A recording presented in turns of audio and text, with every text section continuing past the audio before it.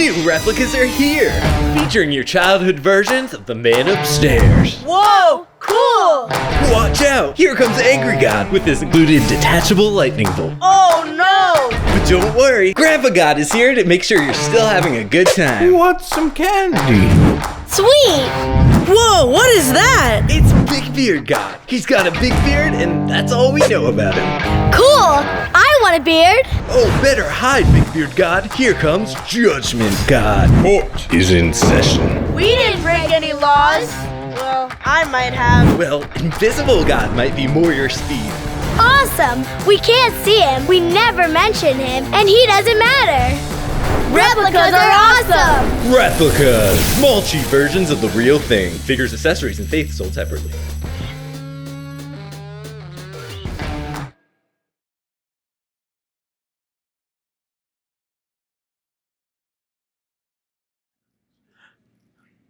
And for 4 easy payments of $19.99, you can... Well, I had flashbacks, right? So this series is a fun one. We actually got this series of messages from a friend of ours. They're called Community Church out in Long Island. They're actually a new church that you helped start, and they're doing amazing things. And we're like, oh my gosh, they're doing such amazing things. Listen, creativity creates, but genius steals. So we're going to steal this idea, and we are going to play a game to get this started, and I need your help. So will you help me? Yes. That's pretty okay. We're going to try that one more time. Will you help me? Yes! Oh, that's so good. Listen, I'm going to put up replicas on the screen, and I need crowd participation for you to tell me who it is, okay? First one.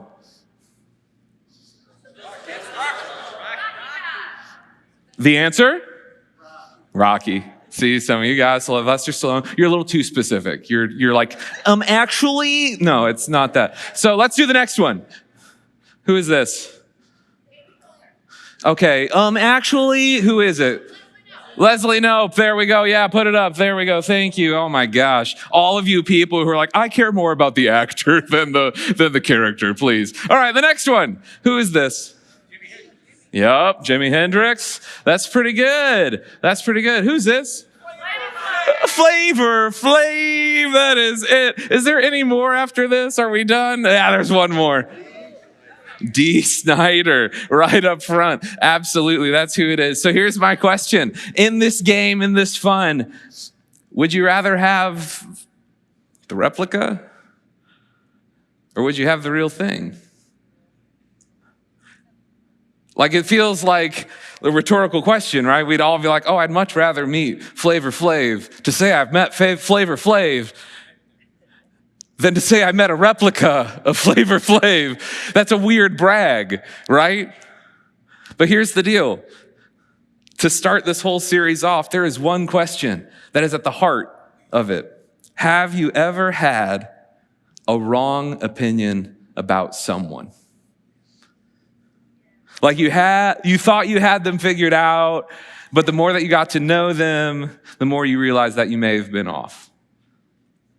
I had that happen to me. I know that feels surprising. I actually had it happen about me with my wife, Jess.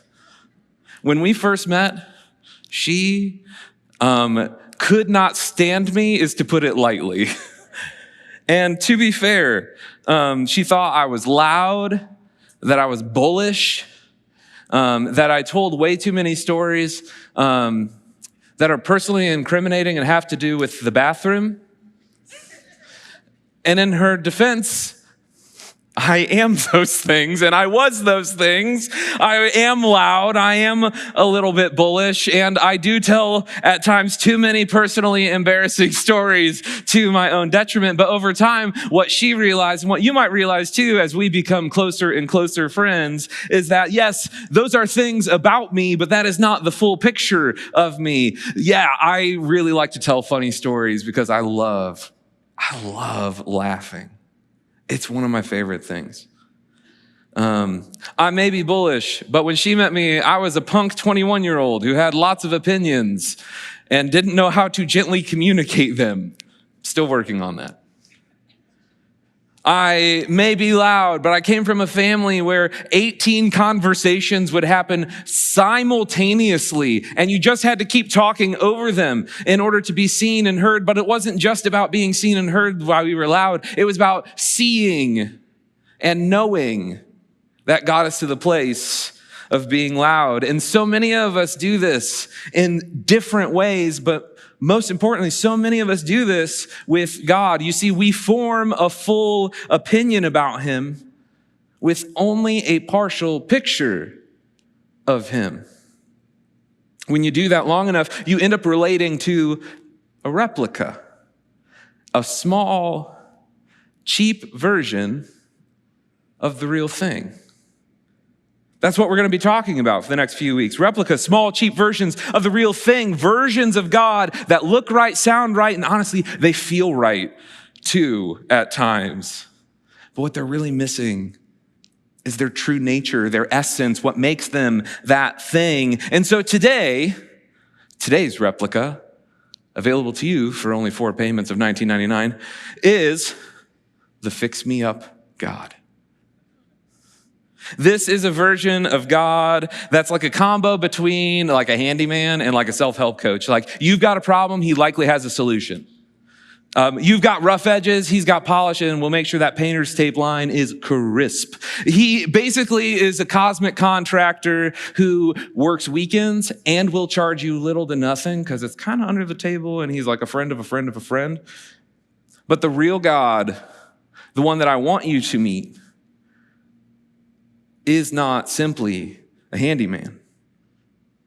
What I hope that we learn to realize is that he is a father, and that he wants so much more for you and for me, for our world, than to simply patch us up and send us on our way. He wants, well, we'll get to that in a minute. Maybe you're like me, maybe you're a Bears fan, and you saw Jake Moody kick a field goal on Monday. Anyone see that? Yeah, we can clap about that. And listen, lifelong Bears fan here. That was sweet.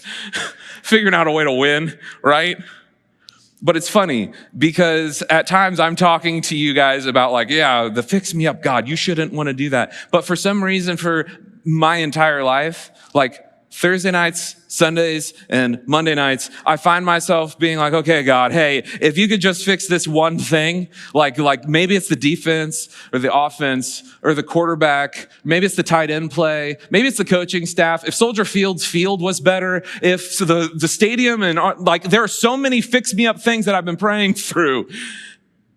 But here's the deal. God loves a redemption story, and Jake Moody can get cut 4 weeks ago and still kick a winner, right? So let's let that speak to us for what it is. That's just free. That's got nothing to do with what we're talking about today.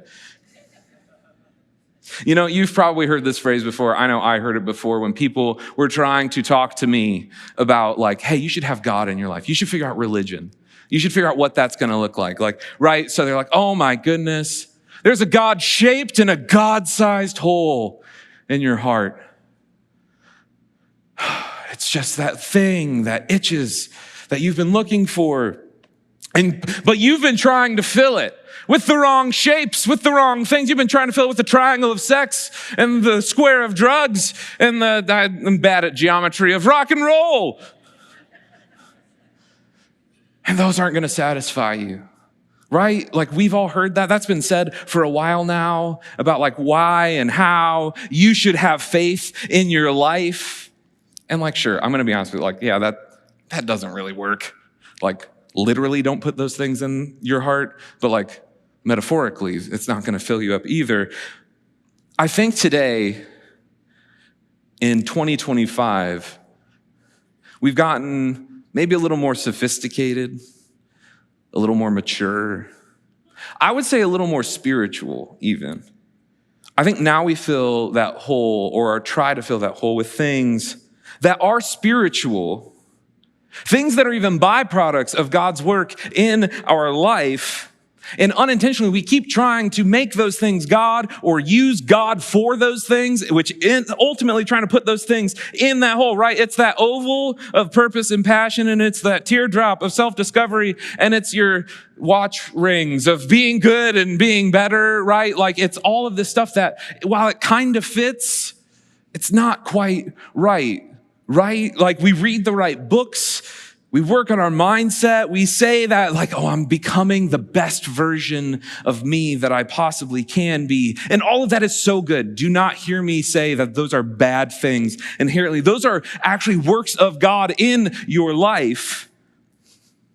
But when you do that, instead of doing the things that God is actually calling you to, you unintentionally make God a product.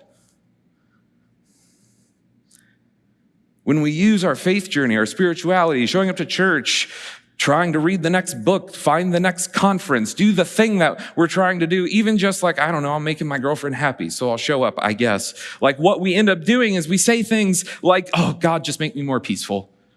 Make me more peaceful. God, make me more confident. God, make my marriage better. God, just let me get through this service because I'm looking forward to what's for dinner tonight. Listen, if we get to the place, though,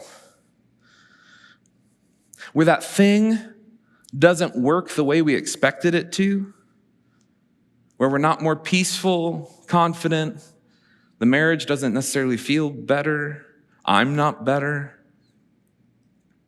It's easy to get to the place that is like, oh, is this even worth it? And by proxy, one step further, what you're actually asking is like, is God even worth it? Because he didn't do the thing that he said he would do. He didn't do the thing that I said he should do. Because if we're honest, it's like Amazon reviews, right? A product is only as good as it fulfills the reason why you bought it. And that's the problem with this replica. But like any good product, this one has a really cute name. Makes you even kind of like, ooh, fix me up, God. I'd like one of those.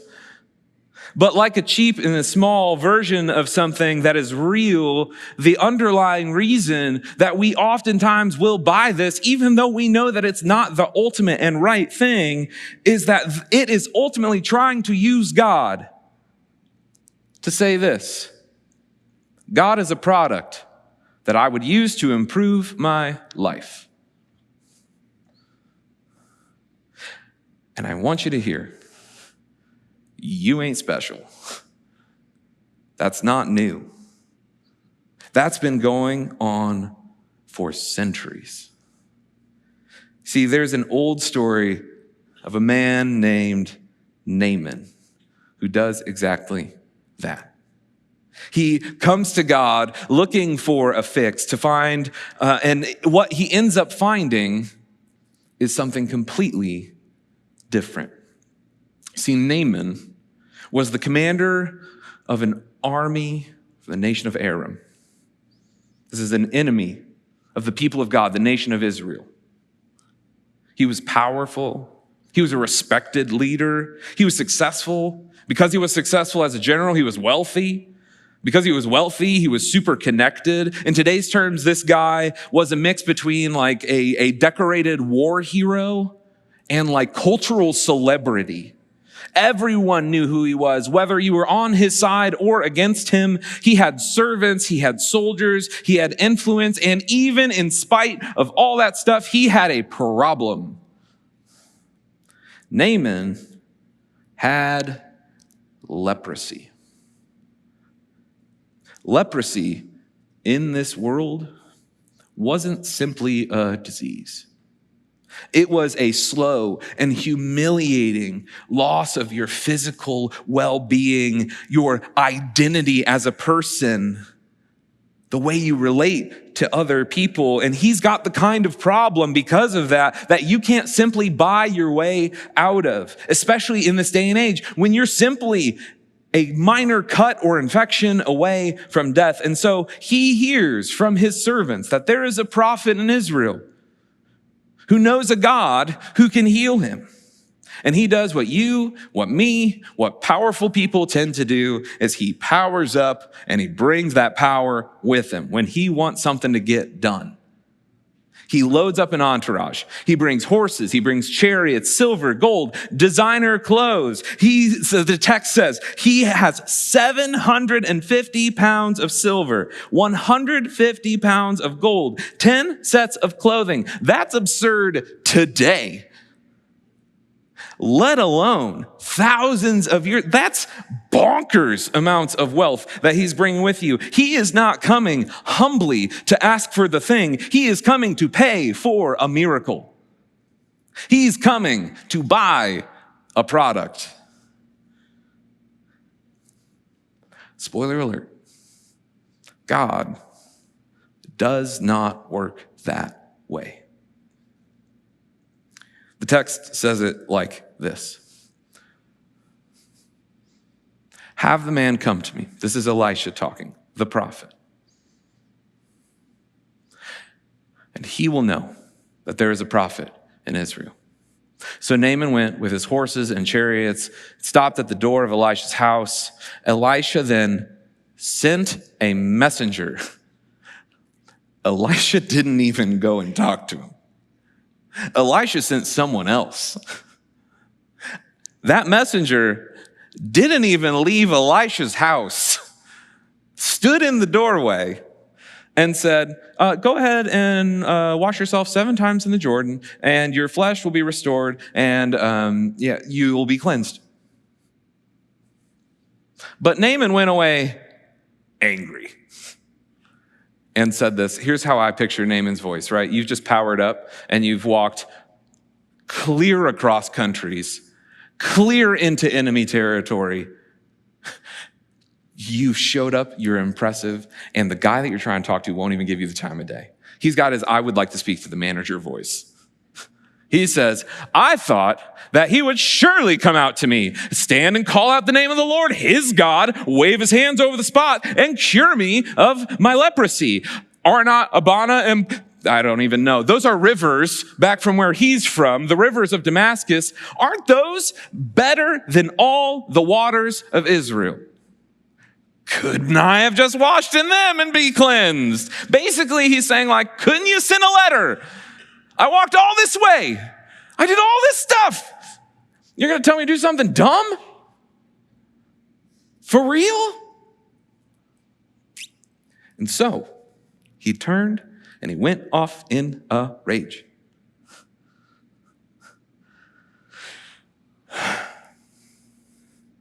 Naaman expected a show. He expected this prophet to come out, perform a miraculous ritual, say the words, wave his hands, and then fresh skin, chemical peel. That's what many of us crave. What many of us even tend to expect when we come to God and I say, hey, give me patience. I mean now, and I mean visible results. Elisha doesn't even come outside. He sends someone else. And the message isn't grand even. It's simple, like just go wash yourself in the Jordan River 7 times. Naaman is insulted.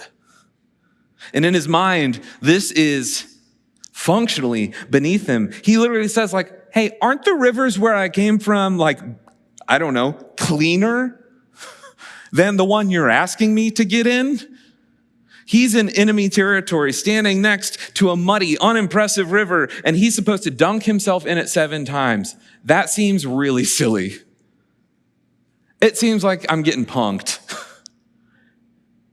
You see, Naaman wants a fix-me-up God, quick, clean, on my terms. I told you how you're supposed to do it, and I would like it now. And what he got, though, and what many of us get that we have to wrestle with, is a God who wants our hearts before healing and transformation can start. This is where so many of us live. We want God to do something for us, but we want him to do it our way. We want control. We want to feel like we earned it, or in some fashion influenced it. And Naaman has to decide, like you and I do in these moments, will he hold on to pride and control, or will he trust the process? That makes no sense. I was talking with someone earlier, and I was like, at times when I feel like I'm like, hey, yeah, trust the process. I'm like, does the process know I'm trusting it? Because I feel like you would act differently if it did. But when we grow to trust that God has a process to change us, this is where real transformation starts. Not when God works the way that we want him to, but when we surrender to the ways that he is going to work. Because if the replica that we are trying to put on the shelf is that I use God as a product to improve my life, then the real thing is that God has a process to change my life. Not simply improve, patch on, have a good day. Now what's fascinating, at least to me, and you have to deal with it because I'm the loudest person right now, is that this pattern shows up today, and it even showed up for Jesus. You see, there's a story of a man who'd been laying beside a pool that was called Bethesda. This pool, it's famous for its supposed healing powers. And every once in a while, the water would just ripple. I don't understand why that was the magic, but it would just ripple.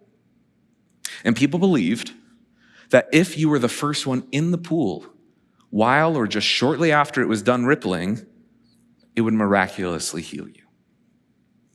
So, this pool, because of the lore around it, had crowds and crowds of sick, blind, and paralyzed people who would gather there and stay there day and night and day and night and day and night until they functionally couldn't stand it anymore, or basically were homeless, waiting for the moment when the water stirred. It's kind of sad. It's kind of desperate. It feels like desperate hope, and it bred competition. It reads like this. Jesus went up to Jerusalem for one of the Jewish festivals. Now there in Jerusalem near the sheep gate, that's just where they let sheep in. It's a very technical name. At a pool, which in Aramaic is called Bethesda, which is surrounded by 5 covered colonnades. Here, a great number of disabled people used to lie: the blind, the lame, the paralyzed. One who was there had been an invalid for 38 years. When Jesus saw him lying there and learned that he had been in this condition for a long time, he asked him, Do you want to get well? Sir, the invalid replied, I have no one to help me into the pool when the water is stirred. While I am trying to get in, someone else goes down ahead of me. And then Jesus said to him, Get up, pick up your mat, and walk. At once, the man was cured. He picked up his mat and he walked. This man had been waiting 38 years. He has a whole story about why he's not healed. Oh, I've got no one to help me. Everyone's just better at this than me. They're just beating me to it. His world he had built or had fallen into was built on a system that promises results but never delivers. And Jesus asks him the strangest of questions. Do you want to get well? It sounds offensive. Our caricature of that is sitting in a hospital room with someone in a bed and basically being like, well, you figured it out yet? But that's not what Jesus is saying. What he's saying and what Jesus knows is that sometimes after years of disappointment, after years of frustration, after years of not actually getting your way, it is easy to stop really wanting to be different. We simply fall into wanting to manage the pain. We want the fix, not the transformation. And when Jesus heals him, this is part of the miraculousness. It's not by that water. And I don't just mean locationally. He didn't use the water to heal him. It's not by the religious system of the time. It's not by the method by which this man, this invalid, has been relying and depending on this whole time. It's personal and it's direct. It's get up, pick up your mat and walk. That's what God does. He doesn't want to work through the formulas of what we think he should do. He works through our obedience and our relationship. The man by the pool and Naaman have the same struggle that you and I still have today, is that I want God to work my way. And I hope that we grow just like the invalid, just like Naaman does, to learn the same truth that God doesn't sell products. He invites people to a process. And so let's go back to Naaman, who left mad, right? Naaman's servants went to him and said, "My father," just an honorary title for Naaman, "if the prophet had told you to do some great thing, wouldn't you have done it? How much more then when he tells you, wash and be cleansed?" Basically, they're saying, like, if they would have told you you had to take down like 9 grizzly bears, wouldn't you have been like, heck yeah, let's go? He's just asking you to get wet. Isn't that easier?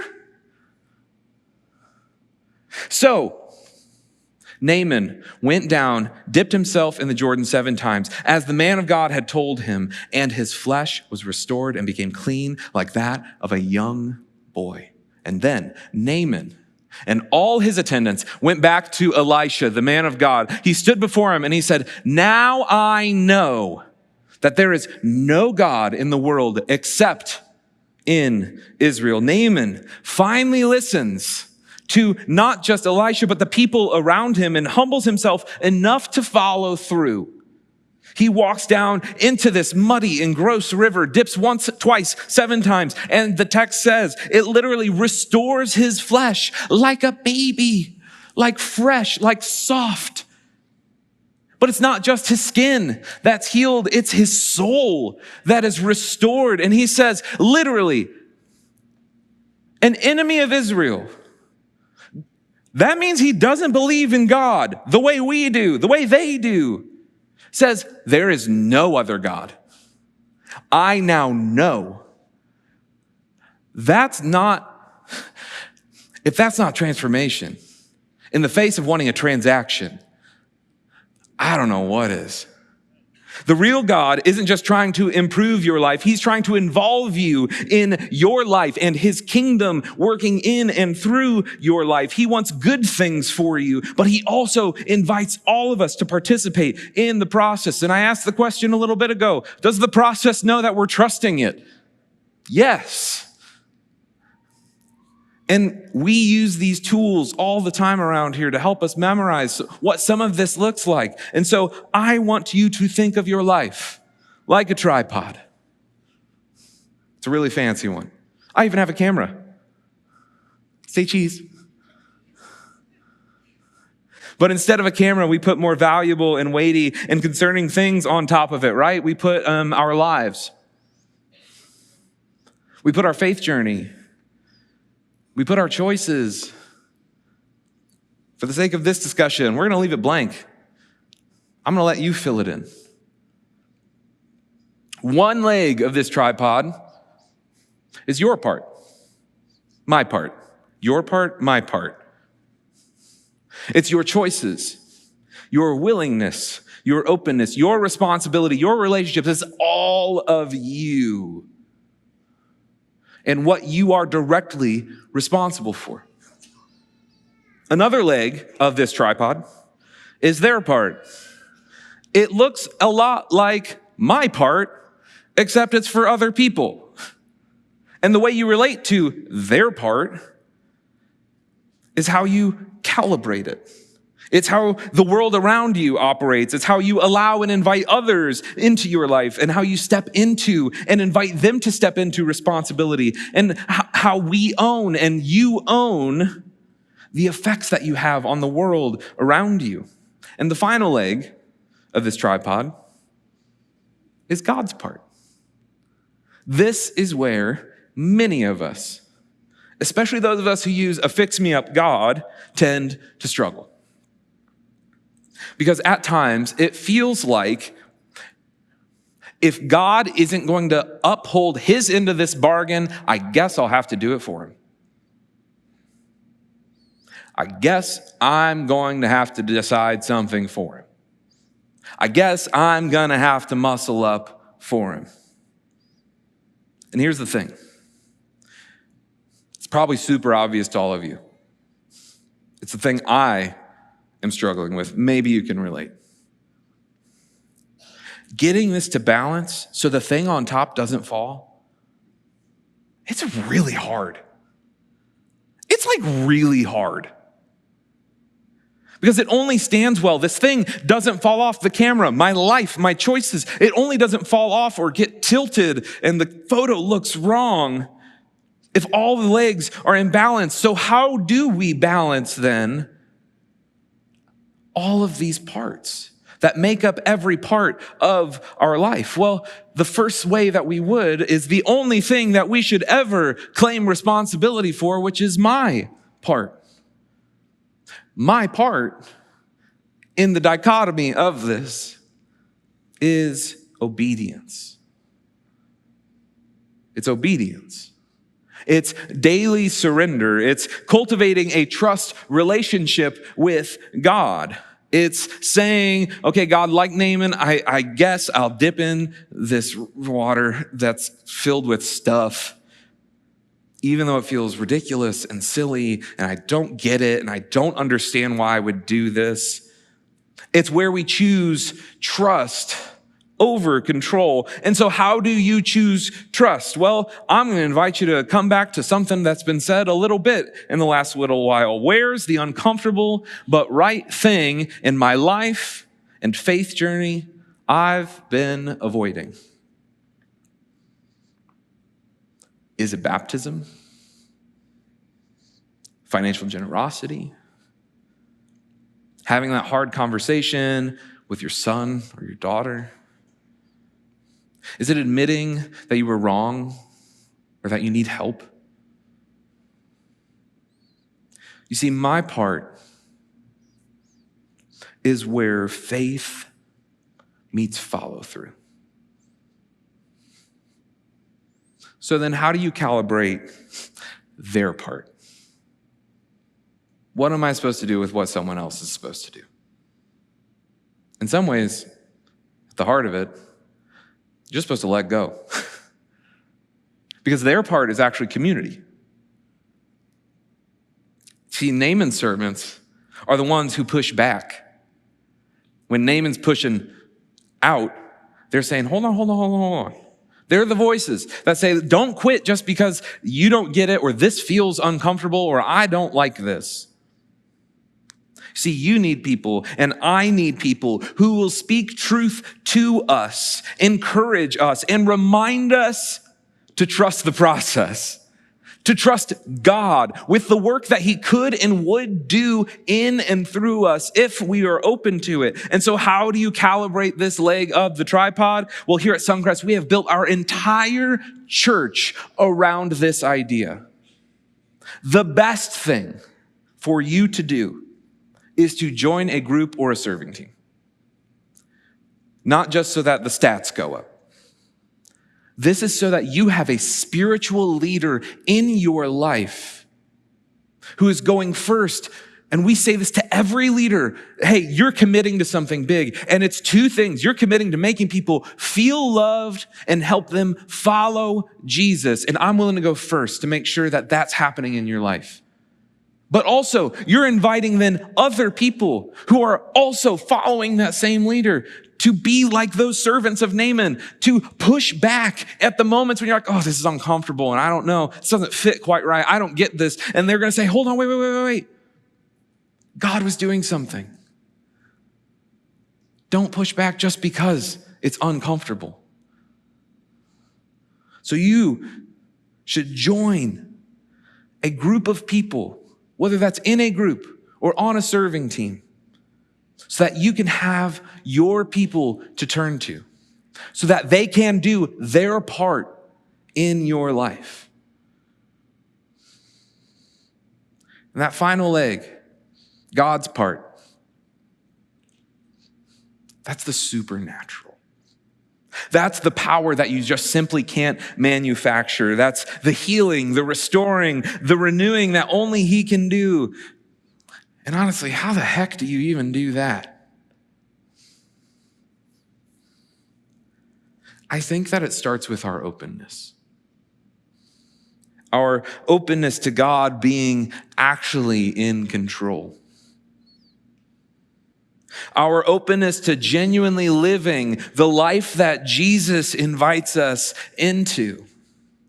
Our openness to the Holy Spirit transforming us and working through us to make a difference in the world. It's our openness to God that actually starts this whole journey to begin with. And so calibrating that leg of this tripod is the one that actually sets it up. But I tend to, and so many of us tend to try to do God's part for Him. And all that's being asked is to be open. To be obedient, to give His way a shot, instead of pre-describing and prescribing what He should be doing in and through us. But here's the problem. Again, you probably don't have this problem. It's got to be just me. So I'll just tell you about my problems. I keep trying to do all three parts. I try to control what's God's. I try to fix what's someone else's. And I end up so exhausted and overcommitted that I undercommit to my part. I turn participation in my life and my transformation into perfection and a performance. If your life feels unstable, maybe it's because the tripod's off. Maybe it's because you're trying to carry parts that don't belong to you.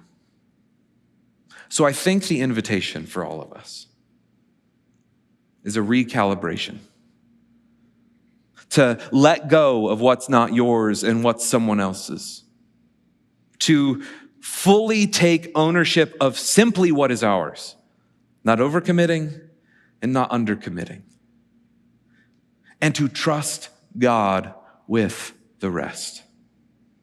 So I want to take the last few moments here and I want you to just imagine it. Imagine a group of people, hypothetically Suncrest Church, where the majority of us in the room put this fix-me-up replica on the shelf and never picked it back up again. Imagine a church that didn't just come to God to be fixed, but to be formed. Imagine a church that didn't settle for inspiration that didn't affect Monday, but leaned into transformation that affected every part of their life. Imagine a community that trusted God's process of change, even when it doesn't make sense, that obeyed before understanding, that participated in renewal internally and externally. Now bring it one layer closer. What would it look like in your life to calibrate this better? What ways would you stop trying to control others? What ways would you be open to trusting God? What ways would you take responsibility and actually maybe make change that you and your life has been begging for? And imagine what would happen in your heart and soul if you just stopped that one thing that you have been avoiding actually experiencing transformation with, and you've been just saying, God, go ahead and just fix it because I'm done. Maybe today is the day that you and I stop asking for a fix-me-up, a product, and instead we start trusting the process. Well, I really hope that was helpful for integrating faith with life. Listen, if you're in Northwest Indiana, I'd love to have you join us in person. Head over to suncrest.org and plan your visit.